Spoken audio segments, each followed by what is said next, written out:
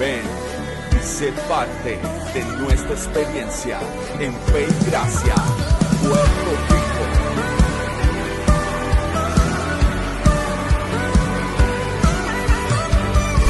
Conéctate, comparte y vive nuestra experiencia de adoración.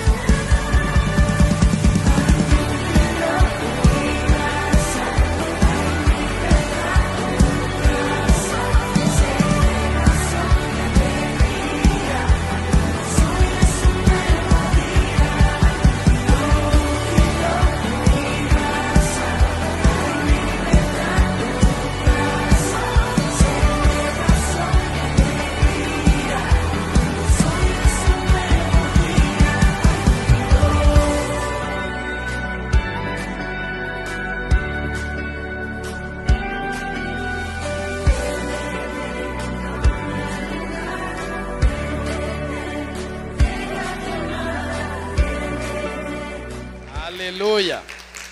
Bueno, hoy entramos a la quinta clase, pero la semana pasada le prometí que iba a repasar, ¿verdad? Por encima. Usted sabe que estamos enseñando acerca de lo que es el propósito de Dios, ¿verdad? El propósito de Dios es, ¿verdad? Para los que están por primera vez, es aquello que Dios tiene en mente. La iglesia es un cuerpo orgánico que funciona, ¿verdad? No quiero compararlo a un negocio, pero es lo mismo. Usted levanta una empresa, esa empresa tiene la visión, la misión, tiene reglas. Yo trabajo en el gobierno y todas las oficinas trabajan por un organigrama de funciones. El cuerpo de Cristo no está exento de eso, solamente que en la realidad de Dios son asuntos que vienen de la eternidad. Por eso, así como la bendición que es en Cristo, también el propósito eterno de Dios es en Cristo. Así que es todo el diseño que Él ha establecido desde el principio de todas las cosas. Lo que significa, mi amado, es que el diseño de Dios o el plan de Dios o el propósito, como usted quiera llamarle, es algo que siempre existió, que va más allá de pensar que tiene que ver con nosotros como individuos, sino que tiene que ver con su cuerpo, con el cuerpo de Cristo, con el Hijo. Pero nosotros, al estar dentro de este cuerpo, somos participantes. Y automáticamente, cuando hacemos las cosas bien y funcionamos conforme al cuerpo, pues automáticamente Jesús dijo: busquen primeramente el reino de Dios y su justicia, y todo lo demás viene por añadidura. Amén. Así que todo lo que tiene que ver con eso. Ahora, parte que lo mencioné en la última clase, ¿verdad? Y no estoy entrando todavía. Esto es un resumen que quise hacer de manera rápida y lo anoté rápido para avanzar y no perder tiempo. Pero parte de cómo nosotros podemos entender, porque yo sé que muchas personas ahora mismo tienen que estar pensando cómo yo puedo comprender el propósito de Dios. Pues el Señor también dentro de ese diseño ha establecido lo que se llama edificación. Diga conmigo, edificación. Así que nosotros todos edificamos sobre el fundamento. Unos edifican cosas grandes, otros pequeñas, unos ponen otros ponen plata, dijo Pablo, pero al final todo lo que edifiquemos sobre ese fundamento, dice la Biblia, que al final del tiempo en la rendición de cuentas será pasado por el fuego. Lo que permanece estaba conforme a lo que es el propósito de Dios, lo que no permanece, el fuego lo consumirá. Así que usted no se ocupe mucho por las personas, lo que están haciendo, no deje de dormir, porque al final la rendición de cuentas, Vanessa, gloria al Señor, qué bueno que estás aquí. Al final, en la rendición de cuentas, todo pasará por el filtro del fuego de Dios. Amén. Lo que pasa, pasa. Lo que permanece, pues fue construido conforme a las instrucciones. Así que dentro de lo que es la forma o la fórmula de poder nosotros seguir entendiendo todo lo que tiene que ver con el Señor. De hecho, usted está aquí porque usted quiere seguir entendiendo más de Dios. A Dios le agrada. Yo no sé si usted se acuerda antes, por ejemplo, y no está mal, ¿verdad? Yo lo aprendí así, pero no sé si le ocurrió a ustedes. Pero antes era, pasa lo que está pasando, no le preguntes a Dios por qué. ¿Cuántos pasaron por eso? Yo no me atrevía ni preguntarle al Señor por qué. Pero hoy le pregunto por qué en confianza, porque Dios es un Padre que quiere explicarnos las cosas. Él quiere que entendamos. Esto no es un régimen. Esto es un sistema, esto es un cuerpo en donde operamos con libertad y Dios desea que todos entendamos ese propósito. Así que parte de lo que la fórmula, ¿verdad? De lo que es la edificación. Entonces la Escritura dice en Efesios 4, 11 al 14, usted anótelo, no lo vamos a proyectar, pero ahí es donde se constituye esta fórmula de enseñanza, ¿verdad? Avanzada para que podamos seguir siendo edificados. Entonces el Señor establece o constituye dentro del cuerpo, no es que estas personas estén por encima de nadie. No piense que porque yo tengo un oficio, sea pastor, sea maestro, sea profeta, yo opero en muchos de esos oficios, pero eso no significa que yo estoy por encima de usted. Yo soy parte de un cuerpo, tengo un oficio y me nutro de la cabeza o del único líder que es Cristo Jesús. Así que en este reino, diga conmigo, hay un solo líder. Y es la cabeza, es Cristo. Eso está claro, ¿verdad? Así que todos estos oficios no es que estén encima de nadie. No es para que se lleven honra exagerada de nadie. No es para que piensen, ¿verdad? O se idolatren. Al contrario, son oficios que siguen conduciendo a todas las personas al entendimiento de lo que es el propósito eterno de Dios. Así que Él establece entonces esta constitución. Cuando usted lee esta porción bíblica, versículo 11, dice que son 5, pero en esencia cuando se estudian los textos originales, cuando habla del penúltimo oficio, no existe el pastor y el maestro separados. Así que no hay una coma que separe. El original lo que dice es pastor maestro. ¿Por qué? Porque el pastor maestro tiene la responsabilidad de que recibe esa persona, atiende, alimenta ese rebaño desde la infancia, porque para entrar en este reino, diga conmigo, hay que nacer de nuevo. Usted no puede entrar como adulto porque usted no va a entender. Y la Biblia dice que para entender y entrar en el reino hay que ser como un niño. Muy bien. Así que ese niño llega al reino de Dios, lo trae, posiblemente lo va a traer un evangelista, que es el tercer oficio. El evangelista tiene la responsabilidad de proclamar la verdad, proclamarla.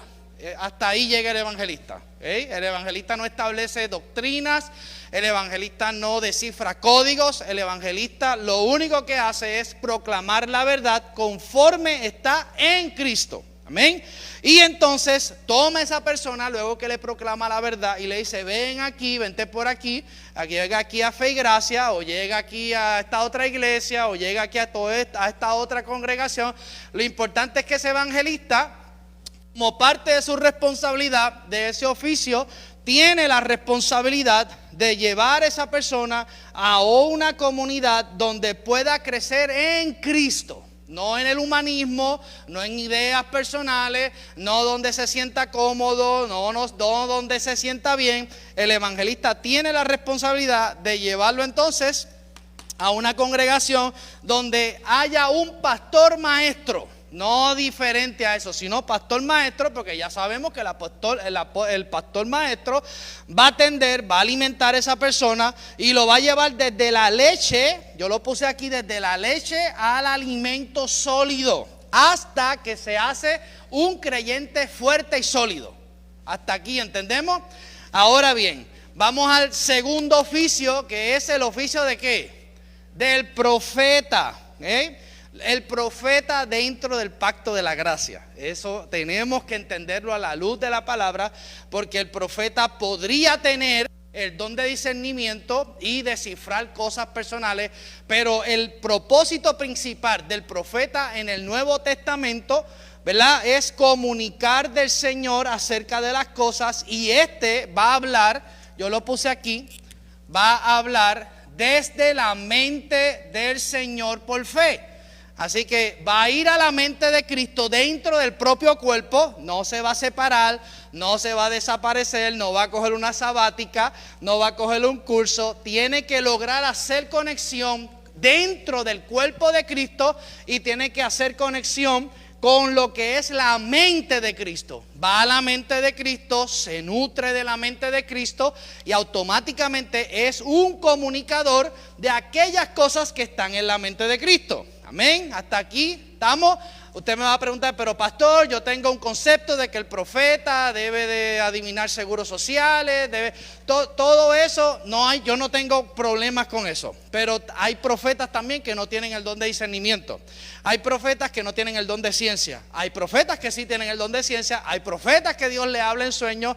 Y hay profetas que simple y llanamente proclaman, van a la mente de Cristo, proclaman la verdad conforme a la mente de Cristo, porque se están nutriendo de esa mente, aleluya, y establecen. En el Antiguo Testamento, por ejemplo, el profeta tenía una función muy diferente a lo que es la función del Nuevo Testamento. En el Nuevo Testamento, el profeta tiene la responsabilidad de conducir, va a la mente de Cristo, allí recoge herramientas, estrategias y comunica. Entonces, la forma y manera en donde las personas que ya están siendo edificadas y atendidas diga conmigo, porque el profeta no pastorea, el profeta comunica. Por ejemplo, aquí está como profeta de oficio Iliana, y ella comunica. Hay ocasiones que yo le pregunto cosas a ella, estás orando, que has recibido, y ella me comunica.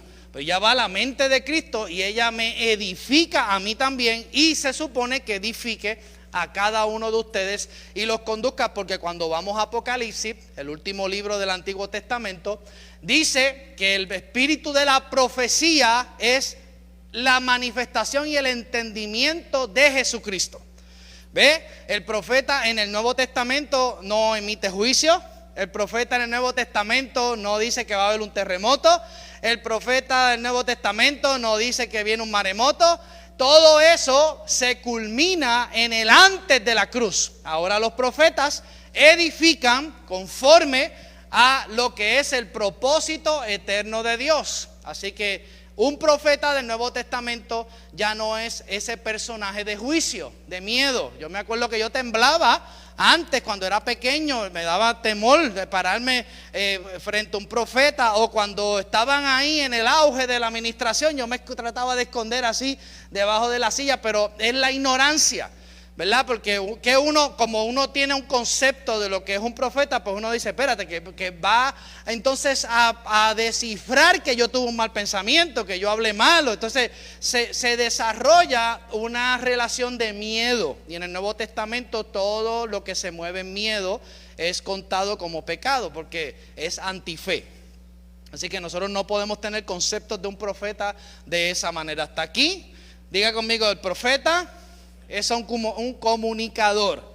Puede tener don de ciencia, y esto lo tengo que repetir porque en una temporada, un tiempo, ¿verdad?, en donde se ha malinterpretado lo que es el profeta, pues el profeta entra en unos juicios. El profeta va al Antiguo Testamento, busca los ejemplos. Por ejemplo, hay profetas que dicen, así dice Jehová. Y conforme al diseño y al propósito eterno de Dios, los profetas ahora no dicen así dice Jehová. ¿Por qué? Porque hablan desde la realidad del Hijo. Porque el Padre le entregó todo al Hijo. Así que el Padre no tiene que ver con estos oficios ya. Él los estableció para que la iglesia fuera edificada, y los profetas van a hablar a nombre de Jesucristo. ¿Dudas con eso? No está mal que usted le digan así dice Jehová. Recuérdense que hay profetas que se están educando y no está mal. La transmisión viene, el mensaje viene. Igual que un profeta le puede hablar y no tiene que moverse ni hablar lengua, como también tenemos ese concepto, que levantaban las manos, hablaban lengua, venía el intérprete, se movía, ¿verdad? Y se creaba una atmósfera que no la critico. Yo no estoy criticando eso. Yo viví un tiempo así, también fui edificado. Yo no tengo problema, pero yo tengo una responsabilidad como pastor de enseñarle la verdad. Amén, conforme al propósito eterno de Dios. Por eso estamos explicando esto y estamos diciendo, Pastor Edward, que este es el master control, lo que nutre todo lo que debe correr o mover el cuerpo de Jesucristo. Créame que si usted se educa en esta realidad, usted crece en este conocimiento, algo poderoso que se llama no caer en la ignorancia, va a ser algo, eso va a gobernar su vida. Entonces usted no va a estar repitiendo al papagayo, no va a elevar disparates y va a decir, wow, allí está Dios, acá está Dios. No, usted va a estar concentrado en la realidad de cómo funciona este pacto, cómo funciona este diseño. Recuerden que el Antiguo Testamento, ¿verdad? Yo no creo que haya división entre un pacto y otro. Yo creo que el Antiguo Testamento estaba los tipos, las sombras, donde estaba Jesucristo, y el Nuevo Testamento es un pacto nuevo en donde Dios establece lo que van a ser las condiciones de la relación de Dios con nosotros. ¿Usted quiere saber cuáles son esas condiciones? Pues tenemos que entender el pacto. Es como un matrimonio. En un matrimonio, un pacto define ¿qué? Cómo se va a llevar a cabo la relación. Pues entonces Dios establece el nuevo pacto y dice, ahora la relación que yo voy a tener con la iglesia, con las personas, va a ser de esta manera. En el Antiguo Testamento era con el animalito, era con la sangre, todas esas cosas apuntaban a Jesucristo, eran flechas. Cuando el sumo sacerdote entraba, era tipo y sombra de Jesucristo, porque cuando Jesucristo murió, Ileana dice que él entró de una vez y para siempre y que fue constituido sumo sacerdote conforme al orden de Melquisedec de una vez y para siempre. Que dejó claro que entonces lo que era tipo y sombra ya se cumplió. Cuando se menciona en el Antiguo Testamento lo que es el pan, pues en el Nuevo Testamento Jesús dijo, yo soy el pan de vida. Lo que en el Antiguo Testamento era una puerta, pues él cuando llega a la tierra, él dice, yo soy la puerta. Pero por eso es importante que cuando leamos ambos pactos, o el Antiguo Testamento y el Nuevo Testamento, lo podamos ver desde esa realidad, para entender. Para ser precisos, ¿se acuerdan del ejemplo que traje la semana pasada de Apolos? ¿Cuántos estaban aquí? Apolos tenía una capacidad oratoria poderosa, pero la Biblia dice que cuando él llegó a la sinagoga, él comenzó a hablar con una oratoria, un don y una capacidad, pero allí estaban dos discípulos de Pablo, que era Aquilas y Priscila.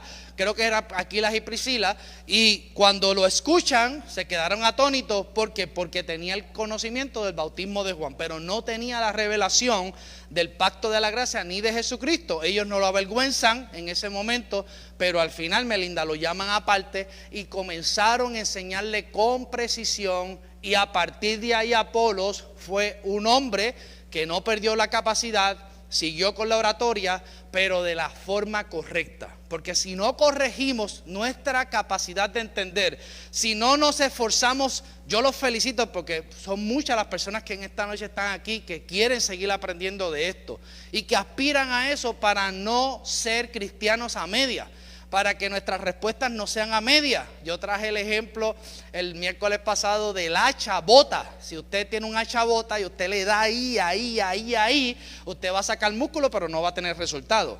Y cuando la gente no tiene conocimiento, dan ahí con lo que han imaginado que es Dios, o con lo que han imaginado que debe ser el evangelio.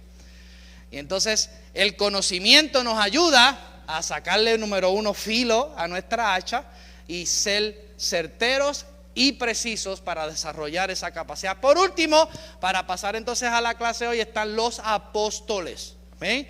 Todo esto para que usted sepa que gracias al Señor por la revelación que hoy podemos entender, es el ministerio quíntuple o de 4 oficios. Fue un ministerio como que yo creo que en un momento histórico, ya no, fue como un ministerio, ¿verdad? Desde arriba hasta abajo, como que se abusó y se quería como que, y esto es importante, mis amados, que lo entendamos, que el pensamiento apostólico, cuando observa este ministerio quíntuple, lo pone debajo, que la iglesia está por encima.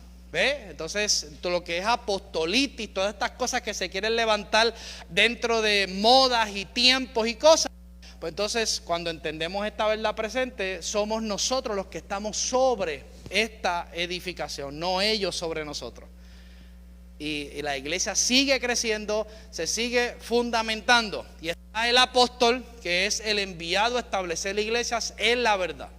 Establecer iglesias, no aprovecharse de iglesias, no aprovecharse del nombramiento que tiene, no robarle a nadie.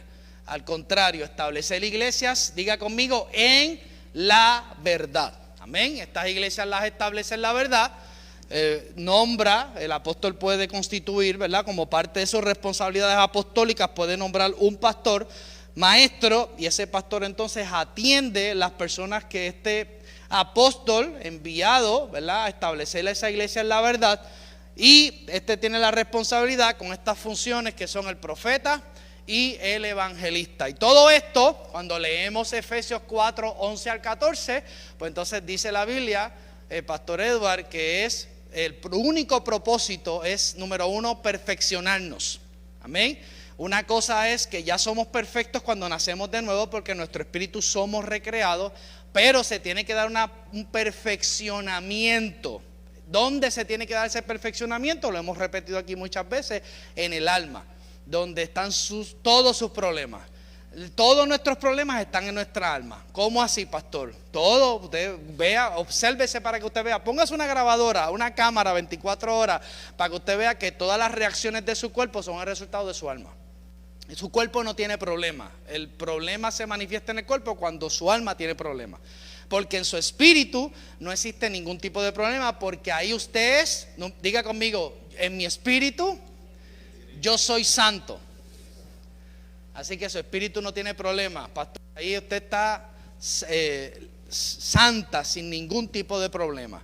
Pero en el alma, como que todavía tenemos ahí el saca-saca y las cuestiones y las emociones tóxicas, y nos levantamos por la mañana y hablamos lengua y de todo el domingo, Pastor Edward, pero el lunes ya estamos ya con la lucha. Aleluya. Hace poco yo puse que las personas tenían sus luchas con sus propios demonios, ¿verdad? Pero que también ellos tenían y no me refería, yo sé que donde está el Espíritu de Dios hay libertad, pero lo que me refiero es a las emociones tóxicas que están dentro de todos nosotros.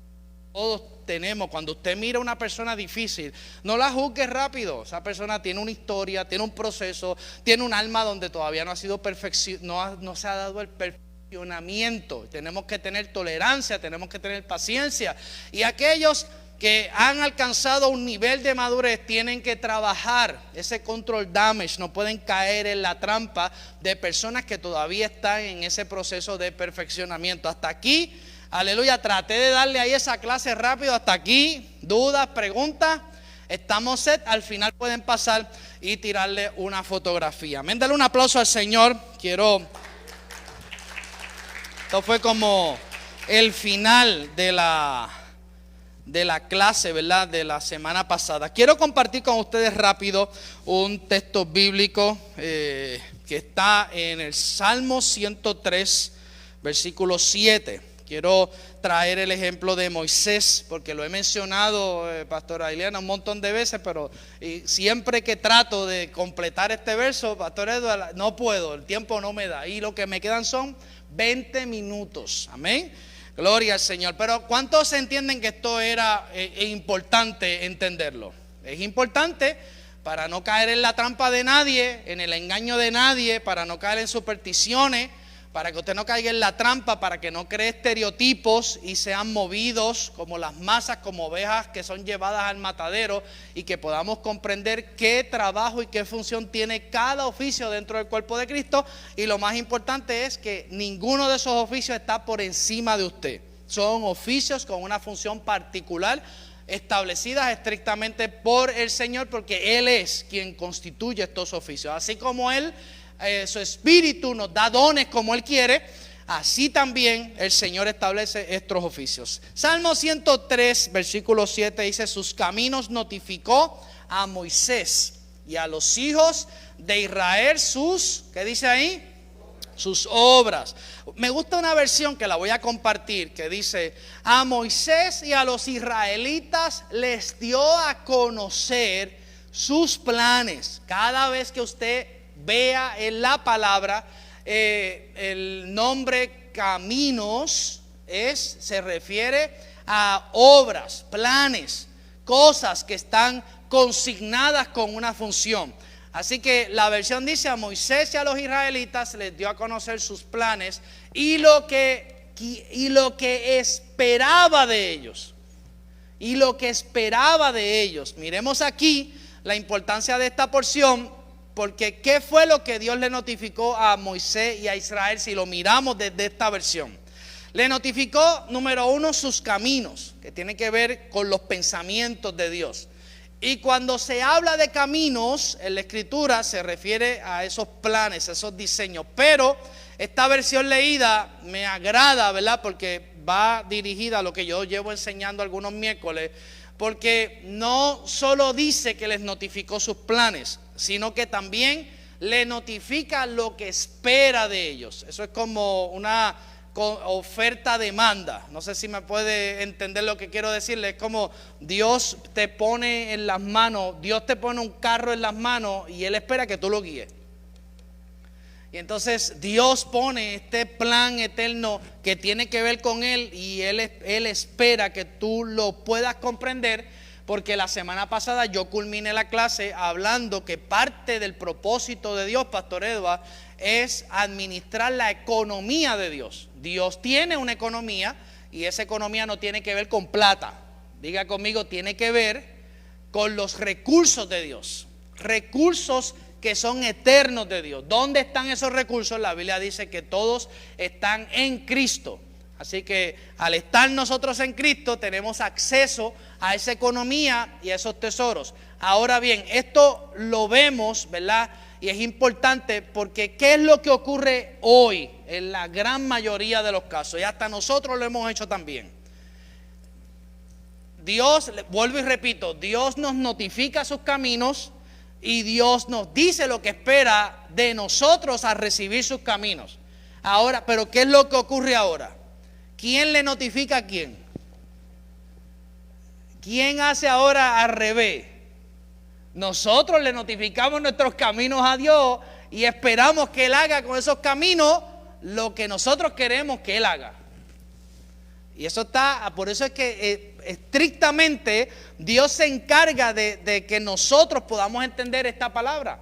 ¿Por qué? Porque la mente, antes de ser procesada, ser entendida y que nosotros podamos ser renovados en el espíritu del entendimiento, Billy, nuestra mente imagina muchas cosas. Y por ejemplo, vamos al Antiguo Testamento y buscamos un texto. ¿Cuál es el famoso texto? Deleítate a sí mismo en Jehová y Él te concederá las peticiones de tu corazón.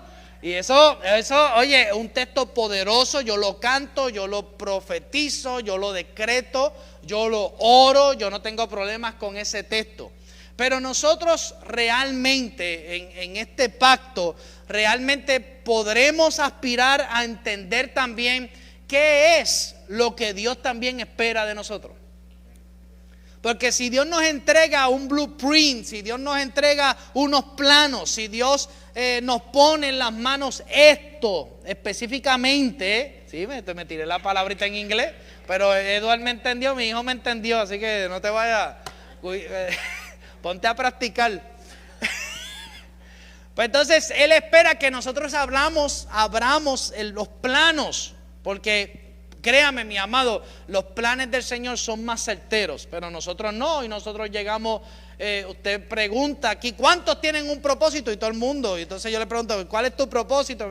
Mi propósito es este, mi propósito es este otro, mi propósito es este otro. Y Dios no tiene problema con eso, porque Dios nos dio una mente que imagina todas esas cosas. Pero recuerden que estamos hablando de lo que es el diseño, de lo que es el propósito eterno de Dios. Y tenemos que indagar también qué es lo que Dios espera de nosotros. ¿Qué Dios espera cuando nosotros podemos entender un propósito, un diseño? Porque de lo contrario vamos a estar como con los famosos decretos y declaraciones, ¿verdad? Y no es que no presentemos a Dios los asuntos, lo podemos hacer, pero ¿cuál es esa palabra que debe gobernar en nuestras oraciones? Vamos a ver. ¿Qué es lo que es medular en el Padre Nuestro? El mismo Jesús nos enseñó que se haga diga voluntad. Y cuando usted filtra todos los deseos que usted tiene en el corazón, si usted es honesto con Dios, usted se va a dar cuenta que el 99.9% de sus deseos, muchos de ellos son caprichos y no están en línea, en nada con la palabra del Señor. ¿Cuántos están conmigo? ¿Cuántos están a bordo con esta verdad? Y es importante que sí, no hay problema que usted pida, sí, no hay problema que usted presente en la esfera natural proyectos, porque Dios le dio su mente natural para que usted se pueda relacionar. Pero también nosotros tenemos acceso a nutrirnos de la mente de Cristo. Y en la mente de Cristo está el diseño, están las instrucciones. Y tenemos que accesar, Pastor Eduardo, a esa mente y ver si realmente los deseos que nosotros tenemos en el corazón van conforme a lo que son los deseos de Dios. Amén. De lo que yo le estoy hablando, mis amados, son de expectativas. ¿Estaremos claros con las expectativas de Dios? ¿Sabe lo que son expectativas? Si usted realmente hace un análisis hoy honesto y usted pone en una mesa grande, ¿verdad? Vamos a pensar que aquí hay una mesa blanca grande y usted puede sentarse a escribir sus expectativas, pero usted le permitiría a Dios sentarse a su lado para él escribir las expectativas de él. Ahora, el examen final es, ¿tus expectativas estarán conforme a las expectativas de Dios? Porque eso tenemos que entenderlo. Por eso Él desea que comprendamos sus diseños, sus caminos. En el caso de Moisés, esto se dio, ¿verdad? No tengo aquí, quería compartir un texto bíblico. No sé si está ahí, el próximo texto bíblico está ahí. Él entonces dijo, te ruego que... No, exacto, vamos a dejarlo ahí. Hoy vamos a pasar, ¿verdad? Porque en el caso de Moisés, él pudo ver el diseño. Moisés, uno de esos ejemplos en la Biblia, de manera literal, que él pudo ver el diseño, ¿verdad? Pudo ver el plano. Y él le dice a Dios que le dejara ver su rostro. Y cuando hablamos de rostro, es la faceta de Dios del tiempo presente, que es lo que nosotros todos aspiramos, ¿verdad? ¿Cuántos le gustaría que Dios le solucionara sus problemas presentes? ¿Verdad? Gloria a Dios, gracias, Amner. Muy bien. Manuel, ¿y te gustaría que Dios te solucionara tus problemas, verdad? Presente. Pero dice que él le dio unas instrucciones. Dios entonces acepta esa realidad, pero nunca se presentó, nunca le dejó ver su rostro presente. Él le dio esas instrucciones y le indica entonces que debía estar entre un espacio de una peña y que él esperara ahí. Así que Dios comienza entonces a darle instrucciones para que esa realidad carnal, que no estaba preparada para ver el presente de Dios o ver el rostro de Dios, ese cuerpo resistiera eso. Entonces Dios, como amaba tanto a Moisés y todavía le quedaba un recorrido de vida, ¿verdad? Y de pastorear a estas personas que a partir de aquí eran 40 años que tenía que pastorearlo. Entonces él le dice que le dijo, escóndete entre el peñasco y entonces yo voy a pasar. Pero la Biblia dice que en vez de pasar de manera que él viera el rostro directo, dice que entonces le vio las espaldas. ¿Amén? Así que él quería ver el principio o el presente de Dios, pero Dios lo trasladó al principio de él. Porque es imposible entender el presente de Dios si no entendemos su principio. Esto es profundo, sé que esto, cójalo, lléveselo, pero no hay manera de tú poder ser efectivo en el presente de Dios si no entiendes el principio de Dios. Y cuando hablo del principio de Dios, eso fue lo que le ocurrió a Moisés. Para que usted pueda entenderlo, lo vamos a establecer y lo vamos a enmarcar dentro de lo que es el pasado, porque vio las espaldas. Éxodo 33, 18 al 23. Me quedan 5 minutos. Él entonces dijo, te ruego que me muestres tu gloria. Él quería ver ese rostro, esa gloria. ¿Cuánto le gustaría ver esa gloria? Pues ya usted la tiene, porque la gloria ahora lo habita. La gloria es Cristo en vosotros, esperanza de gloria. Así que si usted vive en Cristo y Cristo está en usted, usted ya está en esa gloria que Moisés no se le permitió, pero la cruz, el sacrificio de la cruz nos permitió. Por eso es que ahora no estamos muertos por ver esa gloria. Amén.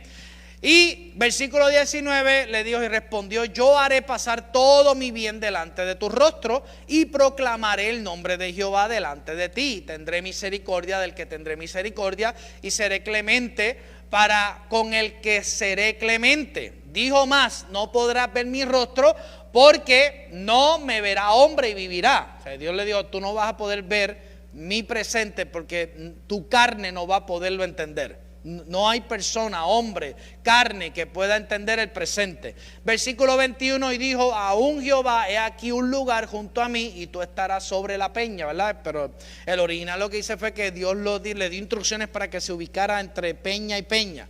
Y cuando pase mi gloria, yo te pondré en una hendidura de la peña y te cubriré con mi mano hasta que yo haya pasado. Así que mire qué poderoso y misericordioso es Dios.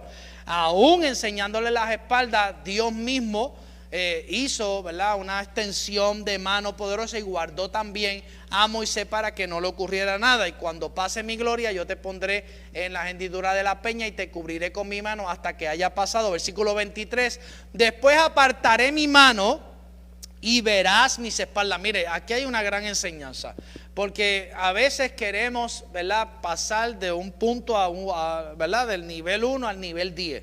Y si usted ve cómo Dios trabaja con nosotros, Él primero pone la mano, primero te define, te enseña las cosas que no se deben dar, te muestra las cosas para las cuales tú no estás preparado todavía, pero también Él establece ahí, porque estamos hablando de que Él habla de misericordia. Tendré misericordia de quien yo quiera tener misericordia. Le está hablando al propio Moisés. Y es poderoso porque en esa realidad, entonces Dios le dice: te voy a apartar mi mano, que es lo que dice el versículo 23, y verás mis espaldas, mas no verás mi rostro. Amén. Así que Dios le dice: yo te voy a enseñar mi principio, yo te voy a enseñar mi pasado, pero no vas a ver mi presente todavía. ¿Eh? Y uno, mire, yo esto lo voy a tratar, no puedo escribir ahí, pero quizás el miércoles que viene puedo detallar esto un poquito más. Pero esto para poder entender qué ocurrió aquí particularmente, hay que estudiar, ¿verdad?, cuáles son los comentarios de los rabínicos, ¿verdad?, o los rabinos más prominentes que hacen sus explicaciones en la Torah. Yo tengo dos Torah que las mandé a buscar hace muchos años. Ahora esa Torah yo chequeé y está carísima. Y tengo otra que se llama, tengo la voz de la Torah, y tengo otra Torah, y tengo otra Biblia que me regaló Pastor Manueli, aleluya, el Código Real también, que lo había perdido. Y tengo esos recursos allí, y yo sigo ahí, todo, porque tenemos que aspirar a seguir, ¿verdad?, perfeccionándonos en las verdades. Pero yo me di a la tarea de ver particularmente cuál es la opinión de los rabinos más prominentes, y estos explican en sus comentarios que lo que Dios le dejó ver a Moisés fue el nudo de lo que son ¿verdad?, un término hebreo que usan los tefilín, que son como correas, ¿verdad?, cuando él ve las espaldas. Esto, amado, cuando yo estaba leyendo esto, es tan poderoso, porque lo que Moisés vio, ¿verdad?, conforme a la explicación de los rabinos, fue unas trenzas entrelazadas detrás de lo que era la cabeza, ¿verdad?, o lo que él identificó que era la cabeza de Dios. Y según este rabino, explica que estos nudos, ¿verdad?, salen de derecha a izquierda y se confunden cuando llegan a la cúspide. Así que Moisés lo que ve fueron como, visualice, no sé si usted ha ido a algún estado de la nación americana, que usted ve esas carreteras que el puente le pasa por aquí, el otro puente por debajo, y usted mira de lejos y usted dice: yo voy a pasar por ahí. Yo no creo que yo me pueda, pero cuando usted entra a esos carriles y usted se deja llevar por los letreros, pues usted puede salir ileso y puede llegar al destino donde tú vas. Pero algo así fue lo que vio Moisés, en lo que él vio, visualice que en esa cúspide, ¿verdad?, desde la realidad alta de Dios, entonces se ven estas correas o estas carreteras en la espalda de Dios. Por eso es que ¿qué fue lo que leí al principio? Que Moisés conoció que le fue notificado los caminos de Dios. Así que todo este enlazamiento, ¿verdad?, de estos tefilín o de estas correas o de estas trenzas, también se le puede llamar trenza porque así lo dice el profeta, se confunden en lo que es de donde salen. Ahora, ¿de dónde sale todo esto? De la cúspide, de la cabeza, ¿verdad? Muchas personas dicen que Dios no tiene cabeza, no tiene mano, ¿verdad? Yo tengo que seguir estudiando eso y que usa estos ejemplos pero oye, la Biblia dice que fuimos creados a imagen y semejanza, ¿verdad? Y hay mucha base bíblica, ¿verdad? Pero nada, hay que estudiar eso, ¿verdad? Porque también tenemos que ver que la palabra de Dios es espiritual y nosotros vivimos en esta esfera. Eso lo podemos estudiar más adelante. Pero donde yo quiero llevarles que todo esto nace desde lo que es la mente de Dios. La mente, estamos hablando del Antiguo Testamento, ahora la mente de Dios es la cabeza de Cristo. Y Él le dio todo a su Hijo y está en la cabeza de Cristo y nosotros nos nutrimos. Pero estoy hablando de un ejemplo del Antiguo Testamento. Mire lo que dice Isaías 55, 8 al 9. Dice, porque mis pensamientos no son vuestros pensamientos, ni vuestros caminos, mis caminos, dijo Jehová. Y versículo 9 dice, como son más altos los cielos que la tierra, así son mis caminos más altos que ¿qué? Que vuestros caminos, y mis pensamientos más que vuestros pensamientos. Y esta porción bíblica la traigo para poder entender los tefilín de Dios, lo que son las correas o los caminos de Dios, que fue los que Moisés. Ahora bien, ¿por qué a Moisés se le mostró esto? Porque de esta manera, ¿verdad?, representa simbólicamente toda esta unidad. Y él pudo entender lo que eran las esferas hasta de la creación. Y usted se preguntará, ¿cómo Moisés fue tan preciso? Cuando pone en el principio, ¿qué dice? Creó Dios, dígalo, en el principio la tierra estaba desordenada y vacía. En el principio. ¿Y qué vio Moisés? El principio. Y por eso es quien escribe el libro de Génesis. ¿Quién fue?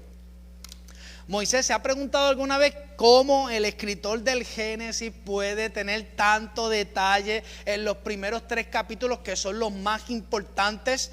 No es que el resto de las historias no lo sean, pero un creyente tiene que aspirar a entender los primeros 3 capítulos del Génesis, porque ahí está consignado, Luis, todo lo que Dios siempre ha tenido en mente, porque Dios no ha cambiado.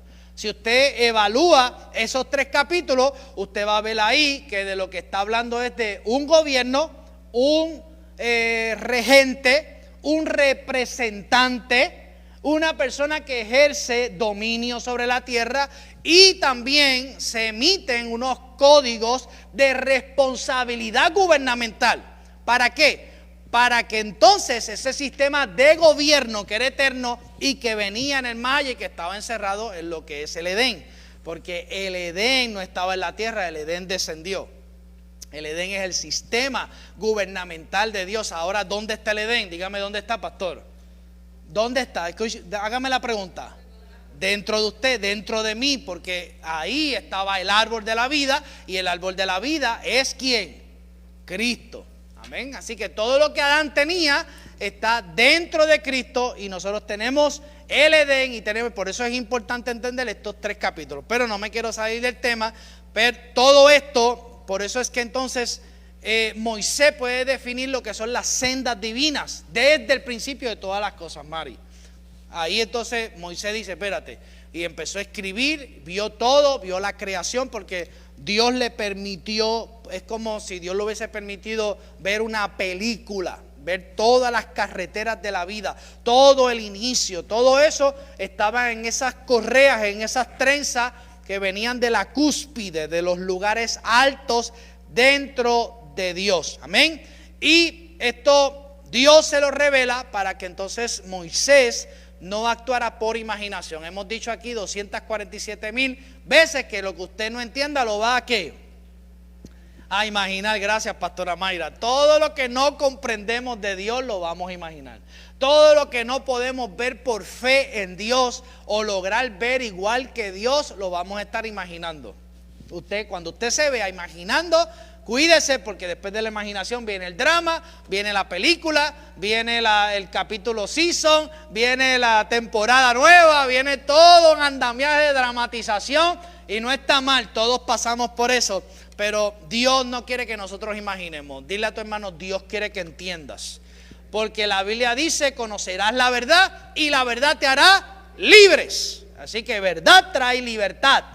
Amén. Verdad nos posiciona. Y todo esto, cuando más adelante, ¿verdad? Este verso bíblico no me va a dar tiempo de explicarlo, pero lléveselo y anótelo, Éxodo 25:40, porque me gusta Moisés, porque después que Moisés pudo ver los caminos de Dios, o pudo ver las trenzas de Dios, o pudo ver los tefilín, como usted le quiera llamar, lo importante es que vio el principio de Dios. Después de eso, mire cómo Dios se encarga entonces, porque Dios se muestra y se revelaba a las personas. Ahora lo hace en Cristo, pero se revelaba a las personas donde Él pudiera asegurar que su propósito y su diseño iba a ser protegido. Cuando Dios llamó, por ejemplo, a Abraham, que le dijo: sal de tu tierra y tu parentela, Dios identificó en ese hombre algo especial.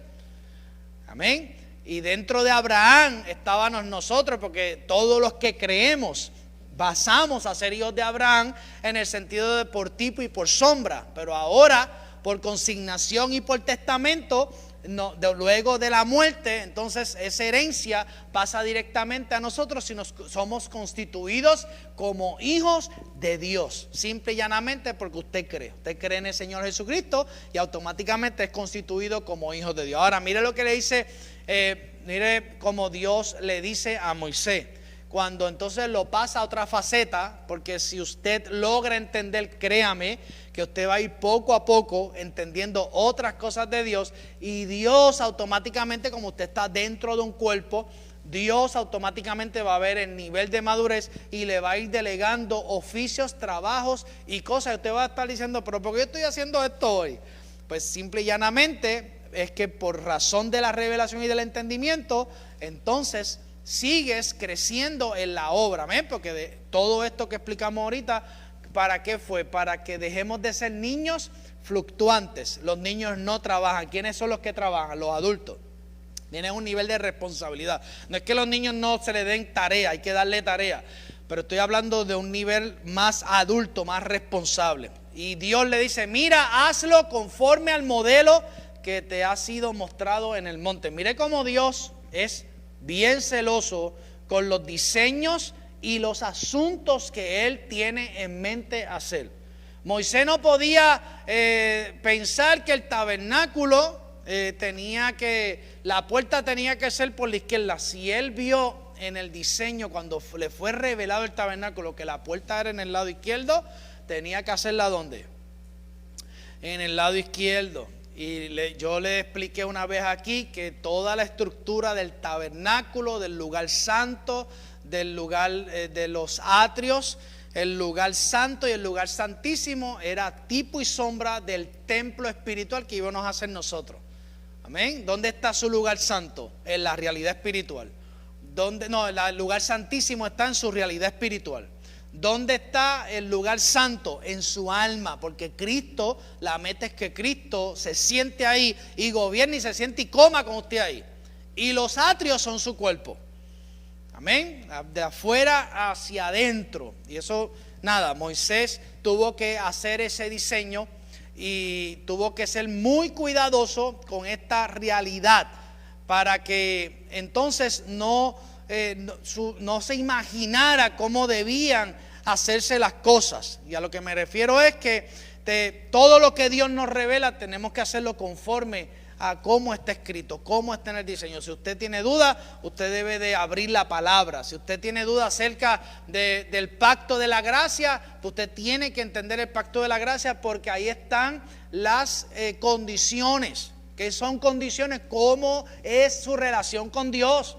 Su relación con Dios no es como usted se sienta, su relación no es como usted le convenga, su relación con Dios ya está escrita, está establecida. Cómo matamos una naturaleza, cómo tenemos que nacer de nuevo, cómo tenemos que entrar por la cruz que dice muerte y sangre, cómo tenemos que manejar lo que son los pecados y cómo tenemos que manejar la naturaleza que genera pecados. Esa es la lucha y usted tiene que entender, para que usted pueda comprender. El otro día lo traigo, ¿verdad? Visualice que hay dos cuerpos.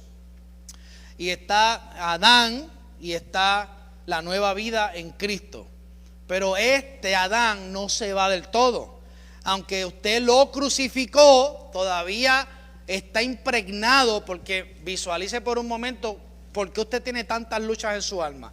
Pues cuando Adán pecó, el alma fue tirada en el fango como una esponja. Usted tiene una esponja nueva, usted la revuelca en el fango y ¿qué ocurre? Por más que usted le lave y le pegue la manguera, ¿va a tener qué? ¿Va a tener qué?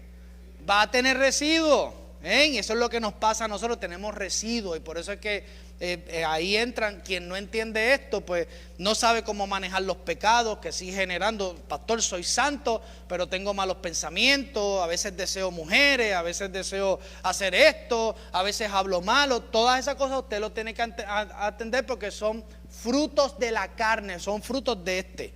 Y así como Cristo produce frutos, ¿cuáles son los frutos de Cristo? Amor, benignidad, perdón, mansedumbre. El hombre carnal que está dual en usted, es algo misterioso, también está produciendo pecados que son frutos de la carne. Y esos son los frutos que delinea la Biblia: homicidio, ¿qué más? Otros pecados, celo, envidia, contienda, borrachera, pecado, adulterio, fornicación, homosexualismo. Todo eso son frutos ¿de qué? ¿Frutos de qué? Dígalo, de la carne. No se sienta mal, estamos en proceso, estamos trabajando, y no piense que un pecado es más grande que el otro. Son los mismos, son frutos de Adán, y tenemos que trabajar, tenemos que identificar y tenemos que aspirar a ir cambiando, que se dé ese renovar, y ese renovar se va dando con lo que es la santificación, que eso es otro tema y lo traemos otro día, otra enseñanza. Esto es bien profundo, mis amados, y lo que son las obras de la carne y las obras del Espíritu. Esto no vamos a terminar, mis amados. Van a pasar 40 años y yo voy a estarle hablando posiblemente del tópico número 10, pero vamos a seguir repitiendo, porque la Biblia dice, el pensamiento apostólico es: no me canso de repetir las mismas cosas, para que vuestra fe sea guardada, para que vuestra fe sea protegida, y para que podamos entender lo más hermoso y más poderoso, y poder entender el plan predestinado desde antes de la fundación de todas las cosas. Esto es algo, aquí hay predestinación en el diseño de Dios, no en la salvación. Amén, ¿está conmigo? No es salvo siempre salvo. No es que voy a vivir por ahí, hacer lo que me da la gana, y al final, no, el pastor, no. Yo no creo en salvo siempre salvo. Yo creo que somos salvos, pero se tiene que dar un perfeccionamiento. Tenemos que ir trabajando, somos obras en construcción. Se tiene que seguir formando Cristo. Dios, el Padre, siempre va a la aspiración, va a mirar a ver cuánto espacio hay más para que Cristo se vaya incrementando. Y a la medida que Cristo se va incrementando dentro de nosotros, mis amados, es como si fueran prendiendo luces. Cuando usted va a un estadio de pelota, ¿verdad?, o de baloncesto, que se prenden esos focos así, se van prendiendo esos focos dentro de nosotros, y entonces nos damos cuenta. Y una vez se prende esa luz, usted deja de imaginar. ¿Por qué? Porque en un cuarto oscuro, cuando usted prende la luz, dejamos de imaginar y comenzamos a ver los efectos y los resultados y los problemas que nos tienen donde nos tienen hoy. Amén. ¿Está conmigo? Terminamos con Romanos 8:29, porque a los que antes conoció, también los predestinó para que fuesen hechos conforme a la imagen de su Hijo, para que Él sea el primogénito entre muchos hermanos. Esto es parte de lo que es el buen propósito de Dios. Él predestinó la idea de que Cristo fuera el primogénito, aleluya, y nosotros íbamos a seguir naciendo y seguir siendo formados, amén. Porque esto es importante entenderlo, mis amados, porque todo esto le va a ayudar en su vida práctica, en su vida natural, amén. Bueno, voy a decirlo, ¿verdad? Pero quiero ser cuidadoso, no vaya a confundir una cosa con la otra. para un creyente no debe de haber secularismo. O sea, cuando digo que no hay cosas seculares, es que la vida que lo está habitando y la vida que se está formando en usted debe ser la vida que gobierne todo lo secular.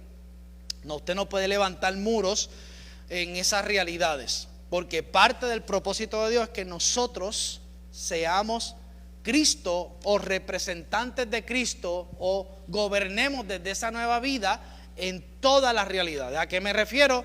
Que no todo el mundo va a tener esos oficios, pero sí vamos a hacer expresiones de luz en todas las facetas de la tierra. Porque el apóstol Pablo escribió, Luis, dice que la tierra anhela el levantamiento o la expresión o la manifestación de los hijos maduros. ¿Por qué? Porque la tierra está esperando que los hijos que aquí, como ustedes están aquí, puedan entender su rol como hijos de Dios, y a su vez la tierra darle los recursos, darle las cosas, porque toda la tierra, recuerden que la tierra, como decía el pastor Manuel ahorita, que el Espíritu de Dios se movía sobre toda la tierra. ¿Sabe qué estaba haciendo el Espíritu Santo? Estaba preparando la tierra para responder a Él mismo, porque hoy el Espíritu Santo está dentro de nosotros. La tierra fue energizada, ¿verdad?, o impartida con el propio Espíritu, y cuando un hombre o una mujer viviendo en el Espíritu, que es otro tema que vamos a tocar, se para en un lugar, pone sus pies, la naturaleza lo reconoce. ¿Por qué? Porque la naturaleza reconoce la gloria del Hijo de Dios. Amén. Todo está preparado para eso. Por eso nosotros, cuando entendemos esto, podemos tener la autoridad sobre la naturaleza, sobre los vientos, sobre los asuntos naturales, y no hay esa división. Ahí se rompen todas estas cosas que han estado metidas dentro de la iglesia, y pasamos entonces a tener un rol protagónico, porque usted está aquí, porque esa es la tierra donde hace falta. Lo he dicho 10 veces, ¿verdad? Lo he dicho varias veces, pero en el cielo no hay vacantes para que usted vaya a trabajar. Está bonita la canción Más allá del sol, a mí me saca lágrimas y todas esas cosas, y vamos a descansar cuando finalice nuestro trabajo. Pero, mientras vivo aquí en la tierra, tengo una responsabilidad y daré cuentas al Señor de esa responsabilidad. Que eso está en Primera de Corintios capítulo 16, ¿verdad? Que trata acerca del juicio, la rendición de cuentas. Todo eso tenemos que dar cuenta al Señor. Porque el pastor no, es que el pastor no me enseñó. No se atreva a decirle eso al Señor. Usted no quiso entender. No se atreva a decirle al Señor que yo no fui responsable con enseñarle estas verdades presentes. No, yo se las estoy enseñando. Lo que pasa es que muchas veces no queremos entender, preferimos el entretenimiento, preferimos que nos sigan profetizando, preferimos que nos sigan diciendo que nos va a ir bien, pero no queremos renunciar a una vida, morir a una vida y abrazar una nueva vida, que es la nueva vida en Cristo Jesús. ¿Cuánto le dan un aplauso al Señor? Póngase sobre sus pies. Aleluya.